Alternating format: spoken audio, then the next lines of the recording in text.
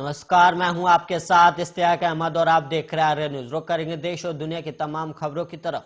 दिल्ली सचिवालय पर आज दिल्ली सरकार द्वारा गणतंत्र दिवस समारोह का आयोजन किया गया और दिल्ली के मुख्यमंत्री अरविंद केजरीवाल ने ध्वजारोहण के साथ इस कार्यक्रम की शुरुआत की और इसके बाद अरविंद केजरीवाल ने संबोधित भी किया। और केजरीवाल ने अपने संबोधन में दिल्ली में कोरोना की मौजूदा स्थिति से लेकर सरकार के कामकाज का ब्यौरा भी दिया और उन्होंने अपने पूरे भाषण में बाबा साहेब अंबेडकर और भगत सिंह के विचारों और उनके जीवन के बारे में बात कही और उन्होंने कहा कि दिल्ली सरकार इन दोनों के दिखाए रास्ते पर ही आगे बढ़ेगी। और इसके साथ ही अरविंद केजरीवाल ने यह भी ऐलान किया कि अब दिल्ली के सभी सरकारी दफ्तरों में बाबा साहेब अंबेडकर और भगत सिंह की तस्वीर लगाई जाएंगी और अब किसी मुख्यमंत्री और नेता की तस्वीर नहीं लगेगी। और दिल्ली में कोरोना की मौजूदा स्थिति पर अरविंद केजरीवाल ने कहा कि दिल्ली नहीं, पूरी दुनिया पिछले 2 साल से कोरोना से जूझ रही है और देश में तीसरी लहर भी जारी है, जबकि दिल्ली में 5वीं लहर है और ये बाहर से आया वायरस है और दिल्ली ने सबसे ज्यादा झेला है और इंटरनेशनल फ्लाइट दिल्ली में ज्यादा आती है, इसलिए सबसे पहली मार दिल्ली वालों ने झेली है। लेकिन जिस धैर्य के साथ इस महामारी का सामना किया है वो भी काबिले तारीफ है। और कोरोना जब बढ़ता है तो पाबंदियां लगानी पड़ती है और इससे लोगों को तकलीफ होती है, लेकिन आप भरोसा रखिए हम उतनी ही पाबंदियां लगाते हैं जितनी जरूरत होती है और आपकी रोजी रोटी ना खराब हो इसका ध्यान रखते हैं, लेकिन जान भी जरूरी है। और कुछ व्यापारी मेरे पास आए, बोले ऑड इवन से दिक्कत हो रही और हमने एलजी को प्रस्ताव भेजे थे और इन पाबंदियों को हटाने के लिए उन्होंने कुछ माने और कुछ नहीं माने। और सोशल मीडिया पर कुछ लोगों ने एलजी को कहा कि वो गलत करे, लेकिन मैं कहता हूं कि एलजी साहब बहुत अच्छे हैं, वो आपकी जिंदगी के बारे में सोचे, लेकिन हम कोशिश कर रहे हैं कि जल्द ही पाबंदियां हटे।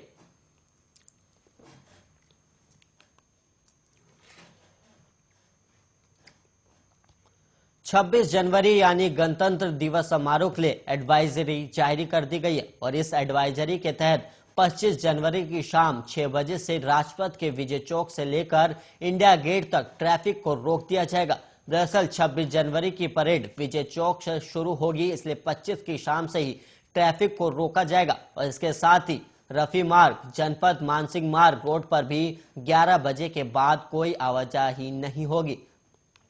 दरअसल 26 जनवरी को होने वाली परेड के लिए दिल्ली ट्रैफिक पुलिस ने ट्रैफिक प्लान की जानकारी दी है और वहीं दिल्ली पुलिस ने लोगों से अपील की है कि दिल्ली के लोग इन रास्तों पर 25 की रात 2 बजे से 26 जनवरी के दिन 12:30 बजे तक जाने से बचें। और वहीं आपको बता दें कि 26 जनवरी की सुबह 4 बजे से तिलक मार्ग, BSZ मार्ग और सुभाष मार्ग पर भी यातायात की अनुमति तब तक नहीं होगी जब तक परेड खत्म ना हो जाए। और इसके अलावा आपको बता दें कि 26 जनवरी वाले दिन जो सिटी बस होंगी उनका रूट स्टॉप पर ही खत्म होगा और वहीं बसों के रूट में भी बदलाव किया गया और बसों के समापन बिंदु पार्क स्ट्रीट, उद्यान मार्ग, कमला मार्केट, प्रगति मैदान, मोरी गेट, ISBT, सराय काले खां, पहाड़गंज, दिल्ली सचिवालय, IG स्टेडियम, हनुमान मंदिर, ISBT कश्मीरी गेट और 30 हजारी कोर्ट होंगे। और वहीं दूसरे शहर जाने वाली बस जैसे गाजियाबाद से शिवाजी स्टेडियम को आने वाली बस रूट से होकर भैरव रोड पर समाप्त हो जाएंगी और इसके साथ और धौला कुआं की ओर आने वाली सभी बसें धौला कुआं पर ही समाप्त होंगी। वहीं 26 जनवरी के दिन दिल्ली मेट्रो ने भी एडवाइजरी जारी की है, जिसके तहत केंद्रीय सचिवालय और उद्योग भवन पर सुबह से लेकर दिन के 12:30 बजे तक और पटेल चौक और लोक कल्याण मार्ग मेट्रो स्टेशन पर सुबह 8:45 से दोपहर के 12 बजे तक एंट्री और एग्जिट बंद रहेंगी। और वहीं 26 जनवरी वाले दिन के लिए दिल्ली मेट्रो ने जारी किया और इसके तहत केंद्रीय सचिवालय और सुबह से लेकर दिन के 12:30 बजे तक पटेल चौक और लोक कल्याण मार्ग स्टेशन बंद रहेंगे। और वहीं अयोध्या में संत जगत गुरु परमहंस दास ने चुनाव लड़ने का ऐलान किया और मतदाता दिवस के मौके पर हवन पूजन कर मतदाता का संकल्प कराते हुए संत परमहंस दास ने दावा किया कि बीजेपी को समुचित प्रत्याशी नहीं मिल पा रहा है और ऐसे में वो अयोध्या से चुनाव लड़ेंगे और संत समाज के उत्थान के लिए वो काम करेंगे। और उन्होंने कहा कि अगर योगी आदित्यनाथ यहां से चुनाव लड़ते तो उनका स्वागत है, लेकिन गोरखपुर सदर से उनके चुनाव लड़ने के ऐलान के बाद संत परमहंस दास ने चुनावी ताल ठोककर सियासी सरगर्मी बढ़ा दी है। और वहीं संत परमहंस दास ने कहा कि भगवान राम की नगरी का प्रतिनिधित्व संत समाज ही करेगा और इसके साथ ही उन्होंने कहा कि अगर मौलवियों को तनख्वाह दी जा सकती है तो वो भी अयोध्या में संत समाज के लिए 40,000 रुपए तनख्वाह दिलवाएंगे और इसके साथ ही मठ मंदिर की बिजली पानी भी मुफ्त कराने का वादा किया। और उन्होंने कहा कि अगर बीजेपी उन्हें टिकट देती है तो ठीक है, नहीं तो वो निर्दलीय चुनाव लड़ेंगे। और वहीं संत परमहंस दास ने कहा कि अयोध्या के साधु संत भिक्षा मांगकर मठ मंदिर का संचालन करें और संत समाज को जो सम्मान मिलना चाहिए वो तभी मिल पाएगा जब उनके विचारधारा का कोई जनप्रतिनिधि हो, और इसलिए मैंने चुनाव लड़ने का फैसला लिया है। और उन्होंने कहा कि वो बीजेपी से खुद के लिए टिकट नहीं मांगेंगे और इसके साथ ही उन्होंने अपने कामों का भी बखान किया। और जगत गुरु ने कहा कि उन्होंने राम मंदिर निर्माण के लिए आमरण अनशन किया है, अयोध्या में मांस और मदिरा के प्रतिबंध करने के लिए जन आंदोलन किया और वो सफल भी हुए। और इसके साथ ही वो जनसंख्या नियंत्रण, कॉमन सिविल कोड, गोरक्षा जैसे मामलों के लिए लगातार आवाज उठाते रहे हैं।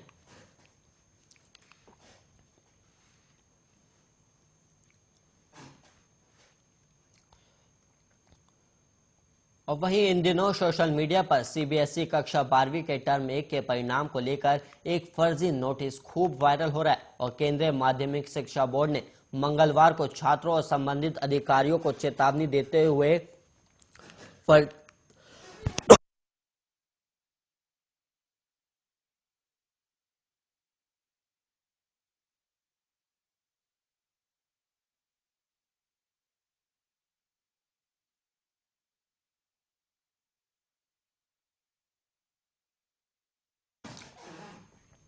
वहीं फर्जी नोटिस की तस्वीर ट्विटर पर साझा की।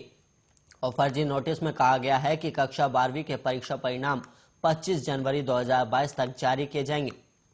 और वहीं नोटिस में प्राप्त करने की प्रक्रिया का भी उल्लेख किया गया। और बोर्ड ने यह भी कहा कि ध्यान रखना महत्वपूर्ण है कि बोर्ड ने अपनी परिणाम वेबसाइट, मुख्य वेबसाइट या पर ऐसा कोई नोटिस जारी नहीं किया है। और शैक्षणिक वेबसाइट सीबीएसई द्वारा अपनी वेबसाइट पर जारी किया गया अंतिम सार्वजनिक नोटिस गणतंत्र दिवस की लाइव स्ट्रीमिंग के संबंध में है। और सीबीएसई ने 3 जनवरी 2022 को कुछ सोशल मीडिया और ऑनलाइन समाचार प्लेटफॉर्म पर भ्रामक सूचनाओं के प्रसार के संबंध में एक सार्वजनिक सलाह जारी की थी। और वहीं भ्रामक सूचना कक्षा 10वीं और 12वीं की बोर्ड परीक्षाओं में बड़े परीक्षा परिवर्तन के संबंध में थी।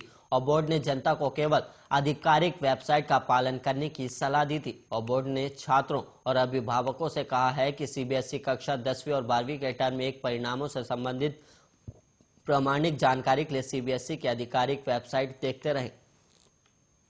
आरपीएन सिंह ने आज यूपी चुनाव से पहले कांग्रेस को झटका देते हुए बीजेपी में शामिल हो गए। और इस मौके पर यूपी बीजेपी के प्रभारी धर्मेंद्र प्रधान, उप मुख्यमंत्री Keshav Prasad Maurya, Dinesh Sharma, UP BJP chief Swatantra Dev Singh, केंद्रीय मंत्री अनुराग ठाकुर और ज्योतिरादित्य सिंधिया मौजूद है। और उन्होंने कहा कि 32 सालों तक मैं एक पार्टी में रहा, पूरे लगन से मैंने काम किया, लेकिन वो पार्टी अब वो रह ही नहीं गई है जिसमें मैंने काम किया। और पीएम ने राष्ट्र निर्माण के लिए जो किया उससे मैं बहुत प्रभावित हूं। और आरपीएन सिंह ने आज ही कांग्रेस से इस्तीफा दिया और इस्तीफे के बाद उन्होंने ट्वीट कर कहा कि मैं प्रधानमंत्री मोदी के दूरदर्शी नेतृत्व और मार्गदर्शन में राष्ट्र निर्माण में अपने योगदान के लिए तत्पर हूं। और आरपीएन सिंह ने आज यूपी चुनाव से पहले कांग्रेस को झटका देते हुए बीजेपी का दामन थाम लिया। और वहीं इस मौके पर यूपी बीजेपी के प्रभारी धर्मेंद्र प्रधान, केशव प्रसाद मौर्य, दिनेश शर्मा, स्वतंत्र देव सिंह और अनुराग ठाकुर और ज्योतिरादित्य सिंधिया मौजूद है। और उन्होंने कहा कि उन्होंने 32 साल तक एक ही पार्टी के लिए काम किया। और वहीं इस्तीफे के बाद उन्होंने ट्वीट कर कहा कि मैं पीएम मोदी के दूरदर्शी नेतृत्व और मार्गदर्शन में राष्ट्र निर्माण में अपने योगदान के लिए तत्पर हूं।